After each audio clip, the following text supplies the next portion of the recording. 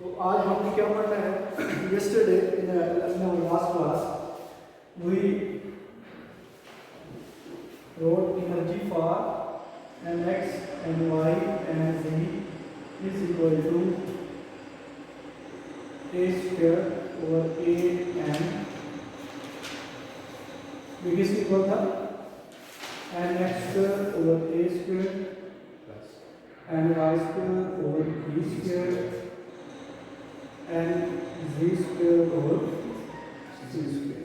ये आपके पास किसका रिलेशन है? एनर्जी का।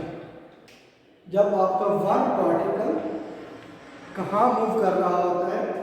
इन 3 डायमेंशनल बॉक्स, ठीक है। और अगर 2 डायमेंशन में हो तो फिर क्या होगा?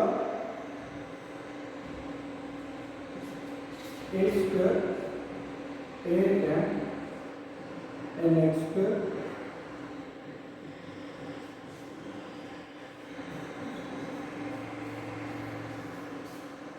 ठीक है। और एक डायमेंशन में हो, 1 डायमेंशन,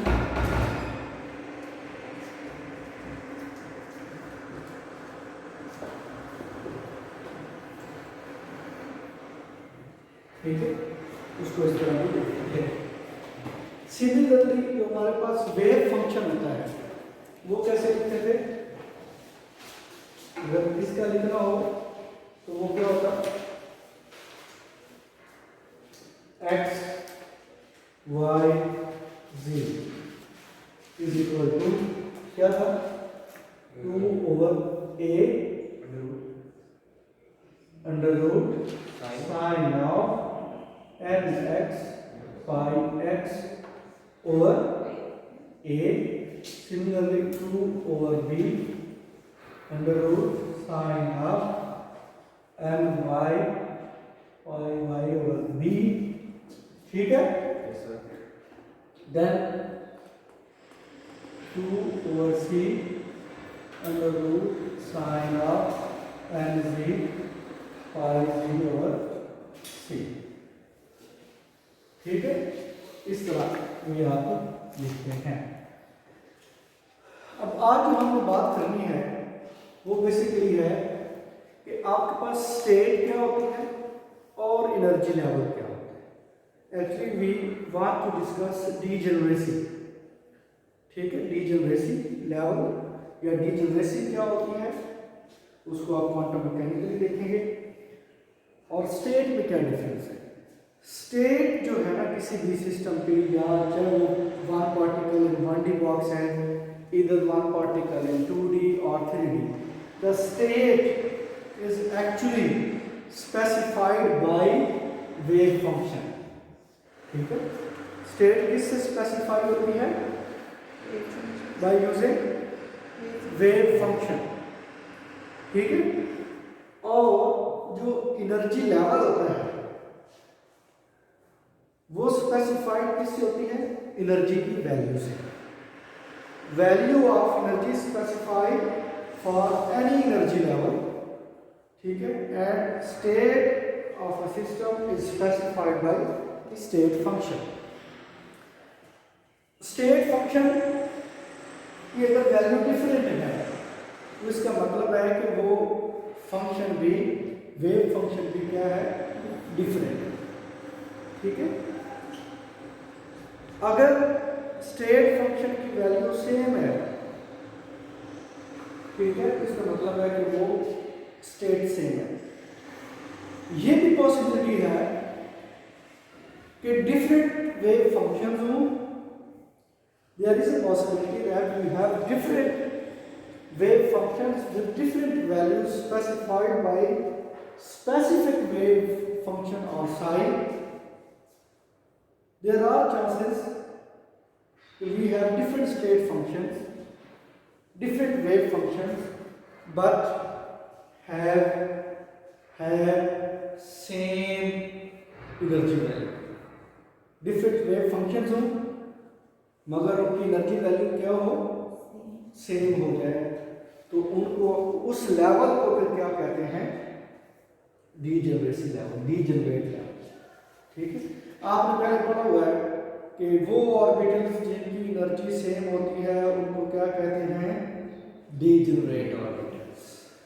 अब हर ऑर्बिटल का वेव फंक्शन डिफरेंट होता है मगर उनकी एनर्जी सेम होगी।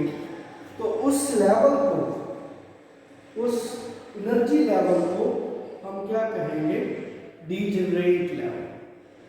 तो मीनिंग क्या निकले कि डिफरेंट वेव फंक्शंस हो सकते हैं और ये भी पॉसिबिलिटी है कि different wave functions same energy रखते हैं। ठीक है, तो वो वेव फंक्शंस जिनकी एनर्जी सेम हो जाए और उस लेवल को, जिस लेवल में वो एग्जिस्ट कर रहे हैं, उसको हम क्या कहते हैं, डीजेनरेट लेवल। और इस प्रोसेस को हम क्या कहते हैं, डीजेनरेशन। ठीक है, तो अब इसको हमें स्टडी करना है। उसके लिए ये हम थ्री से शुरू करेंगे कि one particle moving three dimensional box, तो उसमें आपको ये इजी हो जाएगा।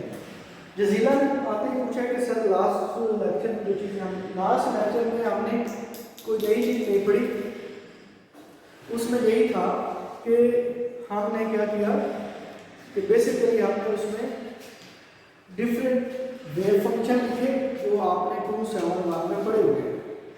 ठीक है, डिफरेंट वेव फंक्शन लिखे, डिफरेंट उनकी एनर्जी के एक्सप्रेशन लिखे और उनको थोड़ा सा हमने इलेबोरेट किया था और साथ में हाजिर डी ब्रॉगली वेवलेंथ को स्टडी किया, तो वो तो समझ आ गया होगा। इसमें हमने इनकी डेरिवेशन नहीं की क्योंकि इस कोर्स में इनकी डेरिवेशन नहीं है हमारे पास, क्योंकि ये 271 का पार्ट है। हमने जस्ट इसको रिकॉल किया कि ये हैं क्या, ये क्या क्या है, ये इलेबोरेट क्या करते हैं, ये फंक्शन क्या होता है, ये चीज़ हमने पढ़ी। तो आज हमें क्या करना है, डीजेनरेशन। तो स्टार्ट हमने कहाँ से किया कि state and energy level are two different things. ठीक है, state are specified by a specific wave function that explain the state of a system, state of that electron, and energy level are specified by specific energy value. There are the possibilities, not only the possibilities, but we have different state functions specified by specific wave functions have similar energy. बहुत सारे wave function ऐसे हैं जो कि similar energy carry करते हैं, उनको फिर हम क्या कहते हैं, डीजेनरेट लेवल। क्योंकि एनर्जी डीजेनरेसी किस चीज से निकलती है, degeneracy whenever you talk about the word degeneracy, it means anything have or has similar energy। तो डीजेनरेसी का वर्ड जब भी आएगा तो आपने सबसे पहले सोचना है ये कोई भी ऐसी चीज़ है जिसमें मुख्तलिफ चीज़ें हैं मगर उनकी एनर्जी जो है वो सेम। ठीक है, अगर ऑर्बिटल्स हैं, डिफरेंट ऑर्बिटल्स हैं, उनकी एनर्जी सेम है तो यू कॉल डीजेनरेट ऑर्बिटल्स। ठीक है, मसलन px py pz, ठीक है, थ्री हो गया ना, थ्री आपके पास ऑर्बिटल्स हैं मगर इनकी एनर्जी अगर सेम है तो आप इनको क्या कहते हैं, डीजेनरेट ऑर्बिटल्स। उनकी एनर्जी सेम होती है बट डिफरेंट स्टेट्स। ये px py pz इसी तरह है जिस तरह एक इलेक्ट्रॉन 3D में मूव करता है। d भी 3 डिमेंशनल में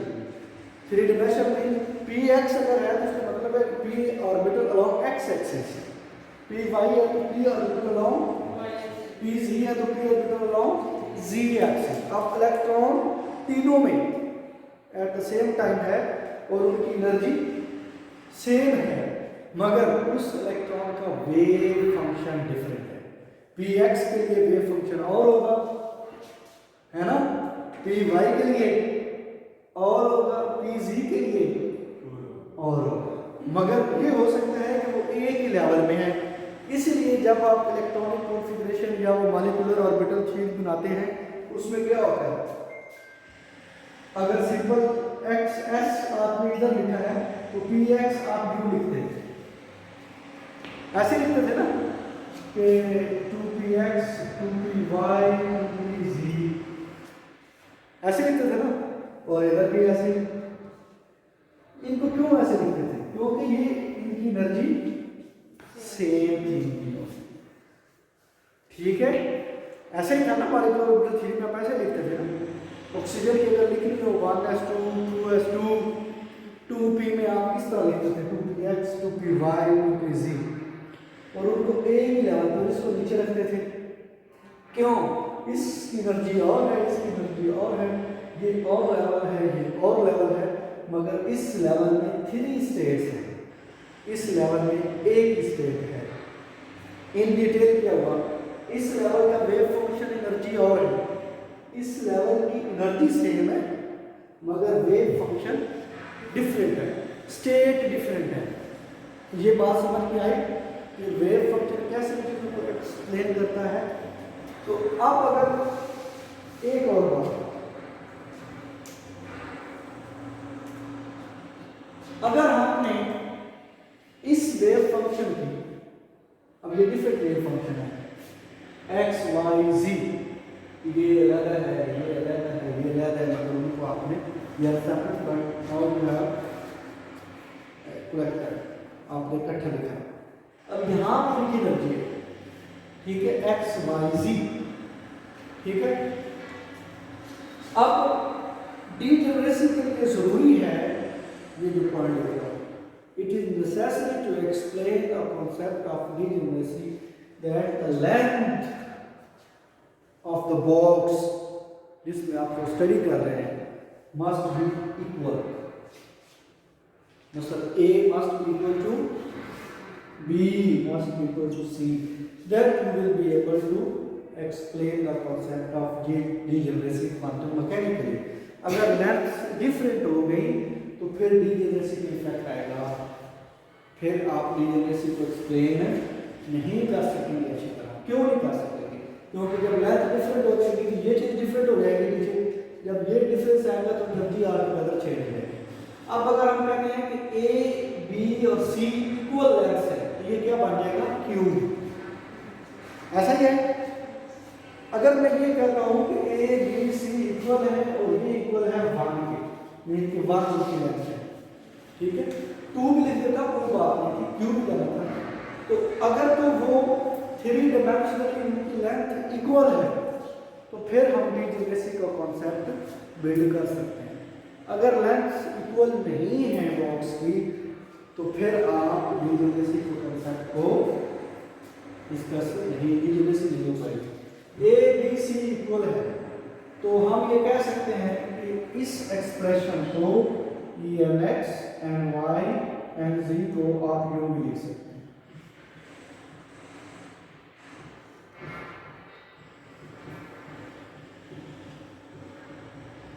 लिख सकते हैं, ठीक है ना जी? अगर A, B, C इक्वल है और सबको हम A के बराबर कह रहे हैं, अगर 1 के बराबर कहते हैं, 1 मैंने नहीं कहा, ये मैंने आपको बताया है, अगर 1 के बराबर कहते हैं इक्वल टू 1 होता तो यहाँ पे 1 आ जाता, ठीक है।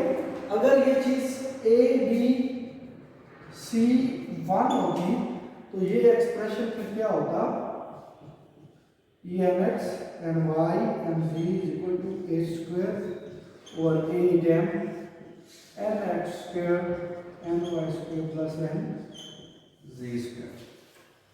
अब एक्चुअली ये चीज आपने ड्राइव तो कर लेते हैं मगर ये एडवांस फिजिकल केमिस्ट्री में हमने उससे थोड़ा सा आगे जाना है। ये चीज आ गई, डेरिवेशन नहीं हमारे पास, ये चीज आ गई। अब अगर हम कहते हैं, अब यहाँ पे स्टेट की बात आएगी, स्टेट और लेवल, जब आप एनर्जी लेवल आपको एनर्जी निकालनी है सेम, तो एनर्जी मेनली किस पे डिपेंड कर रही है? शेल पे। एंड प्रिंसिपल क्वांटम नंबर है कि जब आपका 1 इलेक्ट्रॉन फर्स्ट शेल में है, ठीक है, मगर अलोंग एक्स एक्सिस है तो mx की वैल्यू 1 है। सिमिलरली हम कहते हैं कि वही एक और वही इलेक्ट्रॉन है कि जो कि at the same time first shell में है मगर वाई एक्सिस में भी उसकी एनर्जी है, वेव फंक्शन है। सिमिलरली वही इलेक्ट्रॉन है मगर वो फर्स्ट शेल में ही है और वो z एक्सिस में मूव कर रहा है तो Nx, Ny और Nz सब फर्स्ट शेल हैं, तो Nx V1 है, Ny V1 है और Nz भी 1 है। ठीक है, फिर क्या होगा बेटा, जब ये चीजें सारी 1 1 है, ठीक है, और लेंथ इक्वल है, अभी हम 1 की इक्वल नहीं करते, ये तो मैंने आपको बता दिया ना पॉइंट, लेंथ जो है वो इक्वल है, ये वाला एक्सप्रेशन लेके चलेंगे हम, वो भी हम कर सकते हैं। समझ तो आया ना पॉइंट? अच्छा, तो क्या होगा, एन एक्स की वैल्यू 1 प्लस 1 प्लस 1 तो क्या होता है 3, तो यहाँ पे क्या आ जाएगा E1 1 1, ठीक है, a square 3a square over 8m a square. इसमें वो आपस में मल्टीप्लाई नहीं हो रहे, 1 1 तो 1 है, इधर मल्टीप्लाई हो रहा है, फिर जो वो आपने लिखा नहीं हुआ नहीं ये मल्टीप्लिकेशन नहीं है बेसिकली, ये वैसे लिखते हैं x और y एज डिफरेंट पार्ट्स हैं, इसलिए आप बहुत बुक्स पे यहाँ पे कॉमा भी लगा हुआ है, ठीक है। अच्छा, अब अगर इनका अपना स्ट्रेट फंक्शन लिखना है 1 1, तो ये बेसिकली किस, अब 1 1 1 क्या शो कर रहा है कि इलेक्ट्रॉन तीनों डायरेक्शन में मूव कर रहे हैं, मगर ये फर्स्ट शेल में है। अच्छा, इसका वेव फंक्शन क्या होगा, x y z 1 1 1, ठीक है, जिसकी हमने ये एनर्जी निकाली है 1 1 1, ठीक है, इसको आप यूं लिखेंगे। अब अगर ये, अब देखें, अब ये तो है फर्स्ट शेल में, अगर 3 डायमेंशनली वो सेकंड शेल में चला गया, कहाँ चला गया, जजीरा कहाँ चला गया, सेकंड शेल में, तो मगर x y z में उसी शेल के अंदर ही वो मूव कर रहा है, तो यहाँ पे क्या आता है 2 2 2, ठीक है, लेंथ सेम, तो क्या आंसर आता है 4 प्लस 4 प्लस 4 है, तो क्या आंसर आता है बताओ तो, 6 12, sir a square plus a square b square c square की तो 2 है, ये कह रहा हूँ 2 4 4 4 12 आ जाता है, 12 ओवर 8, एक दफा आपने ऐसे लिखना है कि अगर e 2 2 2 होता तो ये क्या होता 12 a स्क्वायर ओवर 8,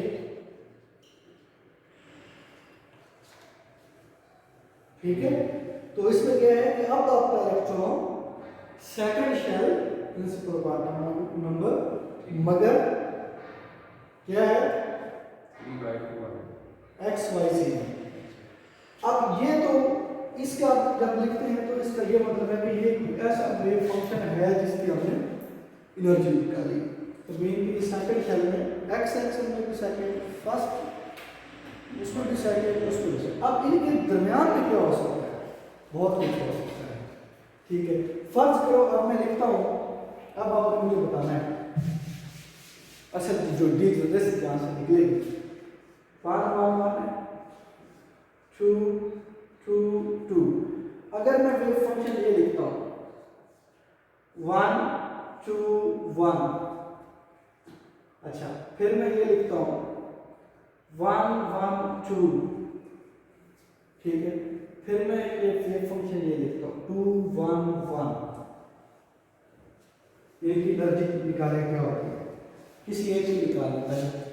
इसका क्या मतलब है कि एक इलेक्ट्रॉन है जो x एक्सिस में फर्स्ट शेल में है, y एक्सिस में सेकंड शेल में है, और z एक्सिस में फर्स्ट शेल में है। तो ये पॉसिबिलिटी है ना कि जब आप उसको एक्साइट करें तो इसकी एनर्जी जब होगी तो वो कैसे आएगी, यहाँ पे क्या लिखेंगे, यहाँ पे क्या होगा E1 2 1, कितनी आएगी 6, very good, 6 a square over 8m a square.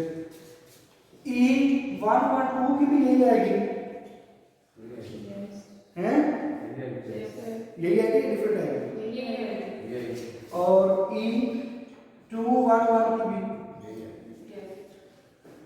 अब यहां से देखिए वही वाली बात, डिफरेंट वेव फंक्शन है आपके पास, मगर एनर्जी क्या होगी?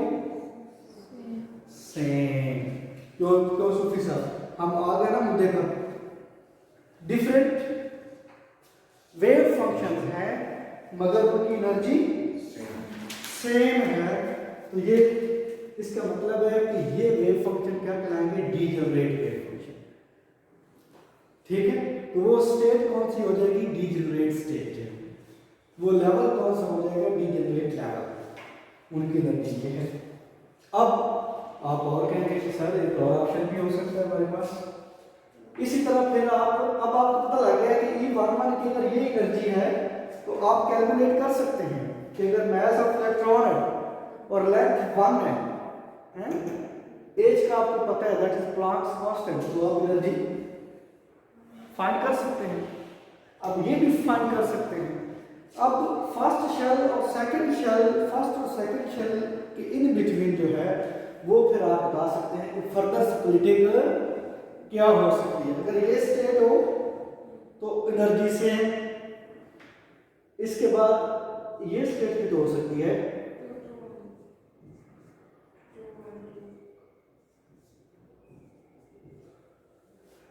इनकी भी एनर्जी सेम होगी। कितनी होगी? 9 मगर ये थोड़ा सा लेवल उससे ऊपर चला जाएगा। इसके बाद ऑप्शन क्या है आपके पास?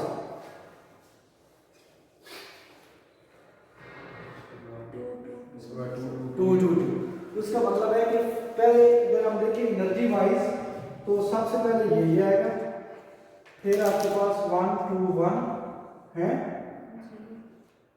ठीक है, 1 1 2 2 1 1 ये आएगा। उसके बाद E1 2 2 E2 2 1 E2 1 2 आएगा। फिर उसके बाद एनर्जी 2 2 आएगी। अगर एनर्जी लेवल डायग्राम बनाए, ये लोअर में एनर्जी, फिर उससे ऊपर, फिर उससे ऊपर, फिर उससे ऊपर। हाँ जी, तो इसका मतलब है कि E1 1 और E2 2, इसकी एनर्जी और है, इसकी एनर्जी और है।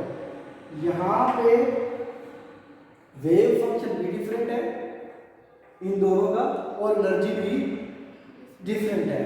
यहाँ पे वेव फंक्शन डिफरेंट है मगर एनर्जी, यहाँ पे वेव फंक्शन डिफरेंट है मगर एनर्जी सेम है। तो ये जो लेवल है ये क्या कहलाएंगे? Degenerate level. इसकी अलग डीजेनरेसी है और इसकी अलग डीजेनरेसी है। तो ये कंसेप्ट कुछ क्लियर हुआ क्वांटम मैकेनिक्स के लिए, ये जो हम डीजेनरेसी को डील करते हैं। अच्छा, अगर हम ए बी सी, हम कहते हैं कि जी आपके पास क्यूब नहीं है, रेक्टेंगल है जिसमें 2 लेंथ इक्वल होती हैं और एक लेंथ जो है वो ऐसे ही है ना, डिफरेंट हो जाती है। और फिर आप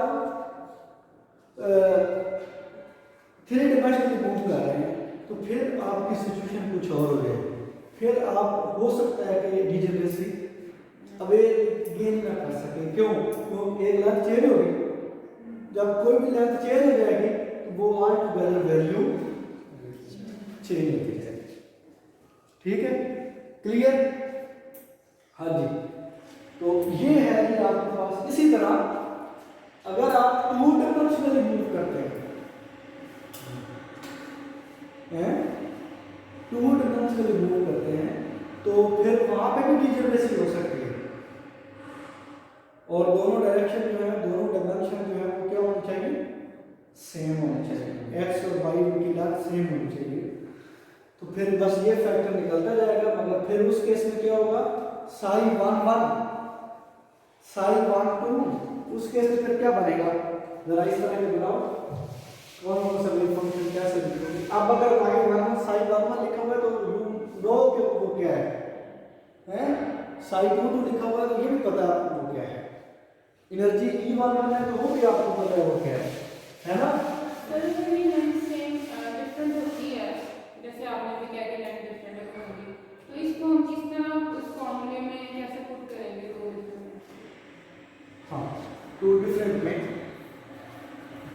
पहले ये तो बनाओ जो मैंने कहा है, 1 2 वाली बनाओ। आपका one particle in 2D box घूम रहा है, तो उसमें डिफिकल्सी और वो निकालो जरा। ये ट्रिपल वन है सर, जी ये ट्रिपल वन पे डिस्कस करना, 1 1 1 और एनर्जी लेवल पे नहीं, डिस्कस। अब उसमें 1 1 1 काम नहीं है ना, उसमें one particle in 2D box घूम रहा है। हाँ, तो उसका बनाओ जरा, ये एक्सप्रेशन लिखो, उसका 2D बॉक्स के लिए क्या होगा, एनर्जी का एक्सप्रेशन लिखो, वेव फंक्शन लिखो, ठीक है, फिर उसकी एनर्जी निकालो, बताओ क्या। अब हम स्टार्ट करते हैं कॉन्सेप्ट ऑफ ऑपरेटर्स, ठीक है। क्या है हमारे पास,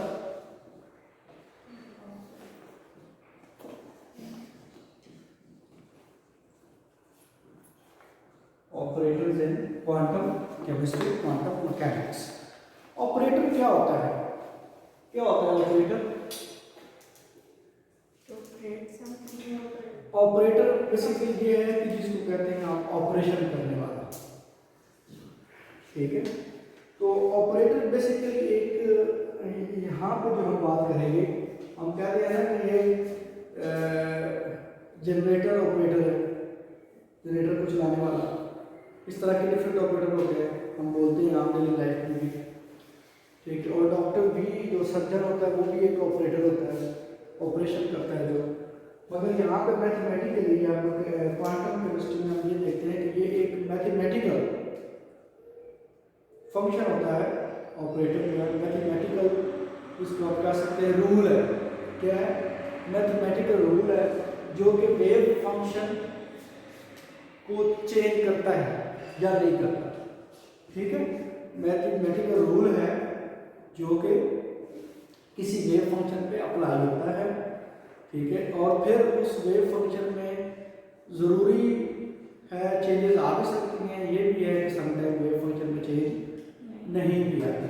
मसलन आपके पास श्रोडिंगर वेव इक्वेशन है, उसको कैसे लिखते हैं, यूँ लिखते हैं ना, आप ऐसे लिखते हैं ना, अगर one particle in 1D box है तो आप यूँ लिख लेंगे, ऐसे लिखेंगे। अगर one particle in 2D box है तो क्या लिखेंगे, एक्स वाई लिखेंगे, सिंपली कॉमा लगा लें, और यहाँ पे ई एक्स वाई लिखेंगे। अगर वन पार्टिकल इन 3D है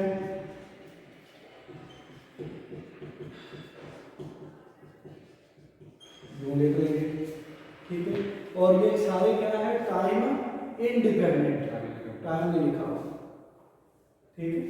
अच्छा, अब क्या हुआ है कि ये आपका एक वेव फंक्शन है, ठीक है। इस वेव फंक्शन पे ये आपका ऑपरेटर है, इसको मैं बोलूंगा। इस वेव फंक्शन पे जब ये मैथमेटिकल रूल अप्लाई हुआ तो इसने क्या किया कि वही वेव फंक्शन रीजनरेट कर दिया,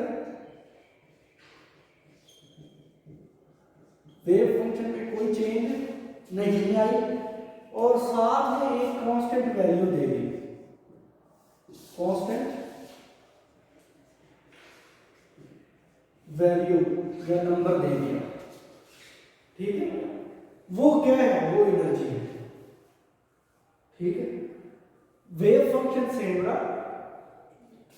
जब इस वेव फंक्शन पे हमें नहीं पता ये क्या है, एच क्या है, एज के ऊपर ये जो कैप होता है ये शो करता है, कोई भी वर्ड होगा उसके ऊपर जब कैप आएगा ना फंक्शन से पहले तो उसको क्या कहते हैं, it indicates this mathematical part is the operator, ठीक है। तो इसका ये मतलब हुआ कि इस वेव फंक्शन पे जब ये वाला ऑपरेटर यूज हुआ तो इसने हमें वेव फंक्शन रीजनरेट करके दे दिया, मगर साथ में एक कांस्टेंट वैल्यू आई। वो कांस्टेंट वैल्यू इस इक्वेशन में चूंकि एनर्जी है, इसलिए हम कहते हैं कि ये जो ऑपरेटर है ये एनर्जी ऑपरेटर है। बात समझ आ गई? ये ऑपरेटर क्या है, एनर्जी ऑपरेटर है, ठीक है। इसी तरह अब यहां पे भी वही बात है, ऑपरेटर अप्लाई हुआ, one particle into the box and you have the same wave function but with constant value, that is the energy of one particle moving in two-dimensional box. तो ये जो कि एनर्जी है, तो ये ऑपरेटर कौन सा होगा? Energy operator. शाबाश, वेरी गुड। ये क्या है कि यहाँ पे we have applied the mathematical rule on this wave function wherein one electron is moving in three-dimensional box. When we applied this operator, it gave us same wave function but with a constant value. That constant value is actually explaining the energy of one electron moving in three-dimensional box, because this operator has provided us the energy, so that we call this mathematical rule is actually the energy operator. ठीक है, बात समझ आ गई आपको? ये equation जब लिखी होती है तो आपको पता होना चाहिए कि ये आपको क्या एक्सप्लेन कर रही है। ड्राइव करना हमारा वो भी पार्ट है, मगर एक्सटेंशन डेरिवेशन से आप लोग तो भाग जाएंगे। तो मैं इसके लिए तरीका निकाला होगा कि ये चीज़ें लिख के उनको एक्सप्लेन करूँगा आपको पता चले कि लिखा हुआ क्या। अगर एक क्वेश्चन आता है आपको कि right a Schrödinger wave equation for one particle moving in three-dimensional box, तो आप ये लिख के इसको थोड़ा सा एलेबोरेट करेंगे और फिर वो ऑपरेटर वाली पूरी इक्वेशन लिखेंगे। ठीक है, अब इनके यहाँ पे तो हमने सिंपल एच ऑपरेटर लिख दिया। आगे आपको पता है कि ये एच किसके इक्वल होता है, वो आपको पता है कि माइनस ही होता है ना, एच का स्क्वायर ओवर 2m है ना। वो अगर 3D वाला है तो क्या हो जाएगा, curly over curly x square curly over curly y square plus curly over curly z square, ये चीज इक्वल होता है एच ऑपरेटर फॉर 3D। अगर 2D है तो ये पार्ट नहीं लिखेंगे जी वाला, अगर 1D है तो ये वाई और जी दोनों नहीं लिखेंगे।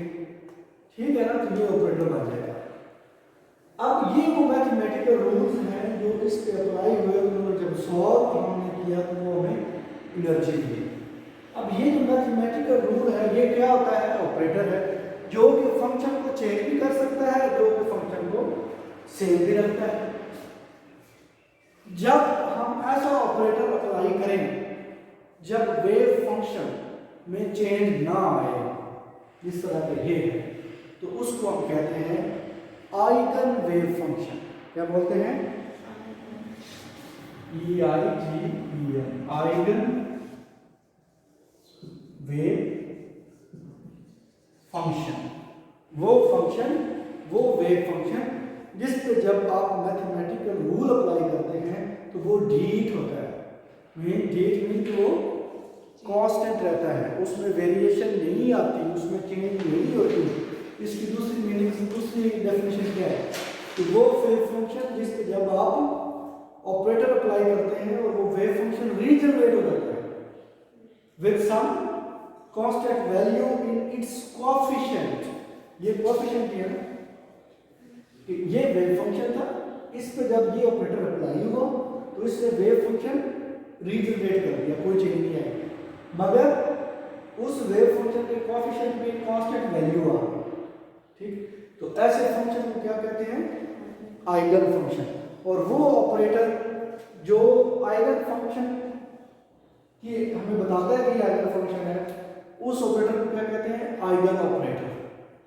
ठीक है, और वो जो कांस्टेंट वैल्यू हमें मिलती है after the applying eigen operator on eigen function, the constant value which is actually the coefficient of generated wave function, उसका जो कोएफिशिएंट होता है that is called eigen value. क्या कहते हैं उसको? Eigen value. ये पता चला? तो इसका ये मतलब होता है कि श्रोडिंगर वेव इक्वेशन में जो आप एनर्जी मिलती है वो आइगन वैल्यू होती है कि नहीं?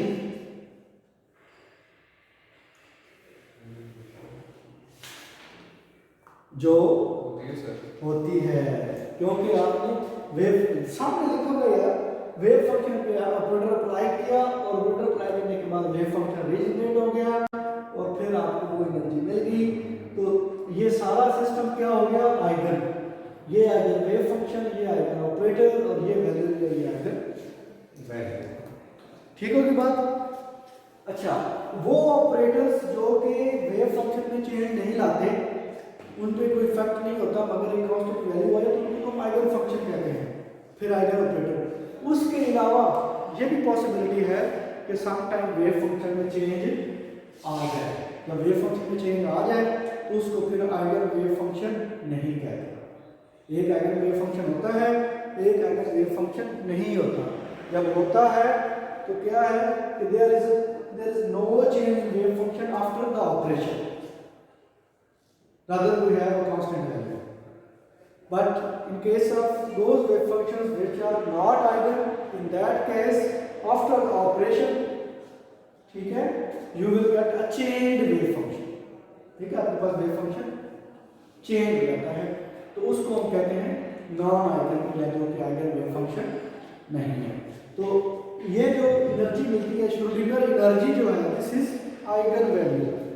ठीक है, और ये जो ऑपरेटर है H, इसको क्या बोलते हैं, हैमिल्टोनियन ऑपरेटर, पता है ना, हैमिल्टोनियन ऑपरेटर।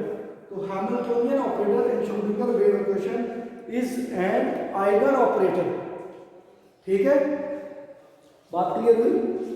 अच्छा, अब कुछ ऑपरेटर्स वो भी होते हैं कि जो कि हमें आइगन वैल्यू नहीं देते। अब आप जनरल ऑपरेटर्स की तरफ आते हैं। इससे ये हुआ कि आपको पता चल गया कि ये चीज है क्या बेसिकली। मसलन ऑपरेटर क्या होता है, मैथमेटिकल रूल है। अब आपको ये जब साइन में लिखता हूं तो उसका क्या मतलब है, ऐड करना। तो ये एक ऑपरेशन है, ये आपको इंडिकेट कर रहा है। ये सब्ट्रैक्ट करना, ये मल्टीप्लाई करना, ये डिवाइड करना। ठीक है, इसी तरह ये क्या है, सम करना, समेशन है। ये क्या है, डिफरेंशिएट करना। ठीक है, ये क्या है, इंटीग्रेट करना। तो ये सारे बेसिकली ऑपरेटर है। ठीक है, मैथमेटिकल रूल्स है। कहीं पे ऐसा होता है कि वो वेव फंक्शन रीजनरेट हो जाता है, कहीं पे वो रीजनरेट नहीं होता। इसका मतलब ये हुआ कि रीजनरेशन जो है ये ऑपरेटर और वेव फंक्शन दोनों पे डिपेंड करता है। कि सम टाइम सेम ऑपरेटर होता है मगर फंक्शन रीजनरेट नहीं होता, सम टाइम वो हो जाता है। मतलब इसकी एक एग्जांपल देता हूँ आपको।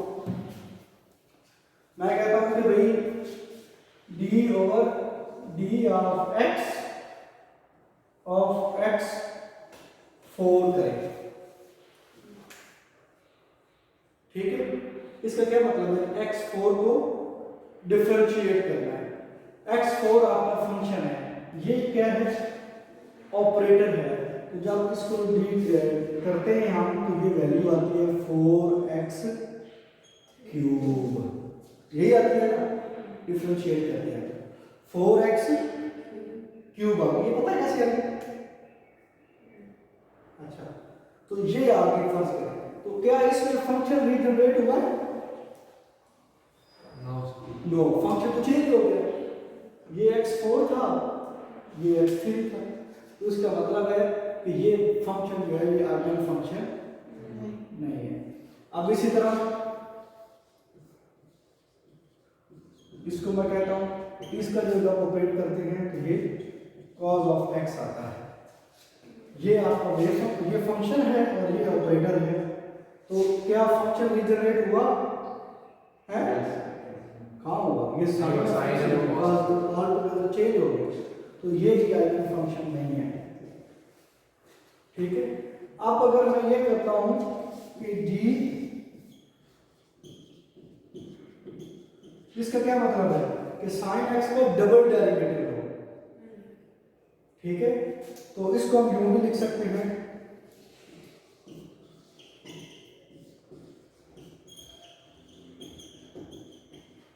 एक दफा इसका डेरिवेटिव ले लो, फिर इसका ले लो। बस मैं बता रहा हूं आपको, फिर मैं सिखाऊंगा। जब इसका फर्स्ट डेरिवेटिव लेते हैं तो इसका आता है cos x, जब इसका डेरिवेटिव लेते हैं तो क्या आता है माइनस साइन ऑफ x। तो क्या डबल डेरिवेटिव के बाद इन दोनों यहां पे देखना है, फंक्शन रीजनरेट हुआ है सर नहीं, क्योंकि साइन वो तो वैल्यू वो साइन को छोड़ दें, अच्छा वो माइनस ही होता है डिफरेंशिएशन। ये sin x, ये भी sin x, but with -1 is the constant value. तो फंक्शन रीजनरेट हो गया, तो ये ऑपरेटर जो है क्या हो गया आइगन ऑपरेटर। मगर देखो यहाँ पे वेव फंक्शन सेम है, फंक्शन यहाँ पे भी sin x था, यहाँ पे भी sin x है, मगर ऑपरेटर चेंज किया तो वो आइगन बना। ऑपरेटर का बहुत इफेक्ट है। यहाँ पे सिंगल डेरिवेटिव था तो उसने आइगन फंक्शन नहीं बनाया उसने, मगर जब डबल डेरिवेटिव लिया तो उसने उसको आइगन फंक्शन बना लिया। तो ये बताने का ये मकसद था कि वेव फंक्शन भी जरूरी है, फंक्शन की टाइप और नेचर भी इंपॉर्टेंट है, और सिमिलरली ऑपरेटर की नेचर और टाइप भी इंपॉर्टेंट है। इसी तरह मैं एक रखता हूं d/d of x e raise to power x, exponential function है ये आपके पास फंक्शन है, और ये क्या है ऑपरेटर। जब आपने इस पे ऑपरेटर अप्लाई किया तो ये e raise to power x ही है, तो ये आइगन फंक्शन हुआ कि नहीं? Yes, function regenerate. तो इस इक्वेशन में आइगन वैल्यू क्या होगी?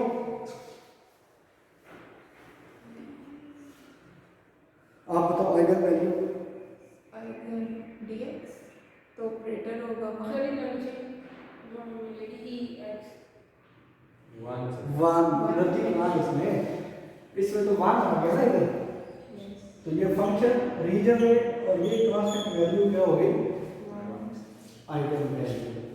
ठीक है, तो ये भी हमें पता होना चाहिए। ठीक है कि आइगन फंक्शन ऑपरेटर, तो हमारे पास बहुत सारे ऑपरेटर्स हैं, इस पे हम अगली नेक्स्ट लेक्चर में भी बात करेंगे। इनका पता होना बहुत जरूरी है ऑपरेटर्स का। पढ़ा हुआ है आपने पहले भी, मगर आप वो भूल जाते हैं, ध्यान नहीं करते। ठीक है,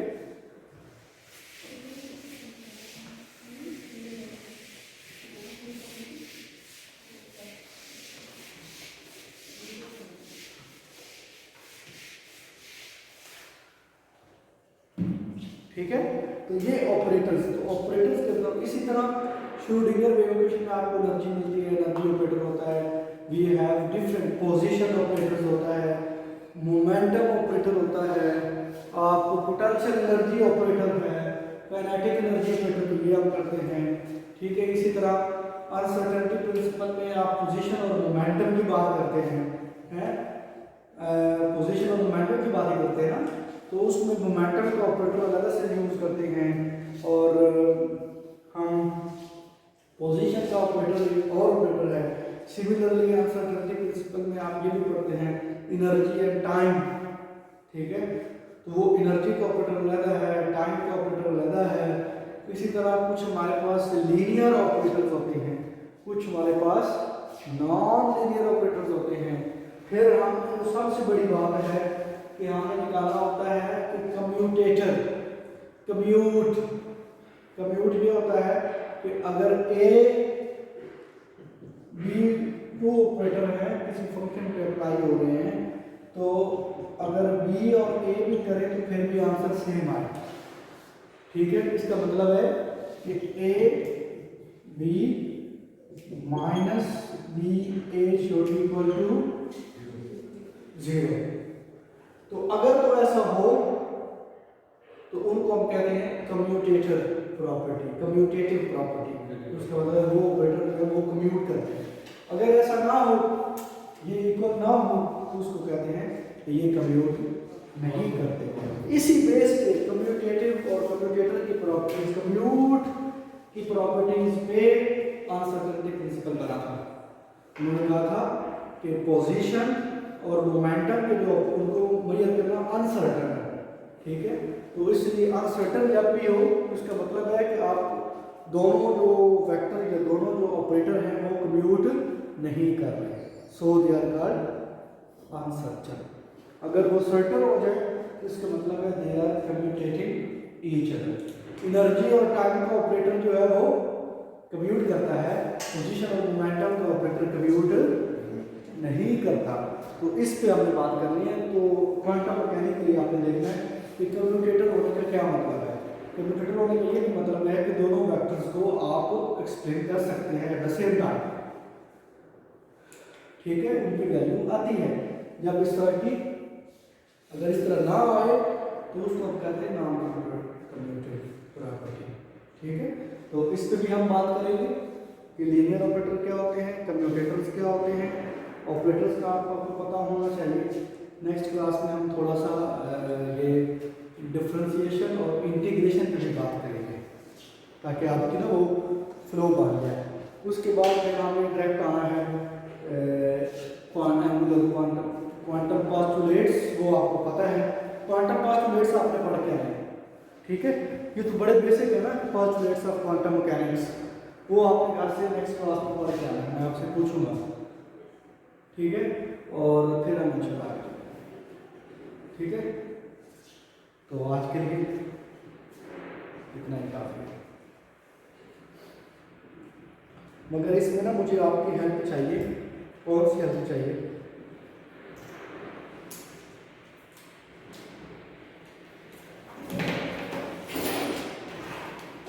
कौन सी हेल्प चाहिए बोला? वो ये चाहिए कि घर से पढ़ के आना है थोड़ा थोड़ा। ये जो लेक्चर देता हूँ ना, इसको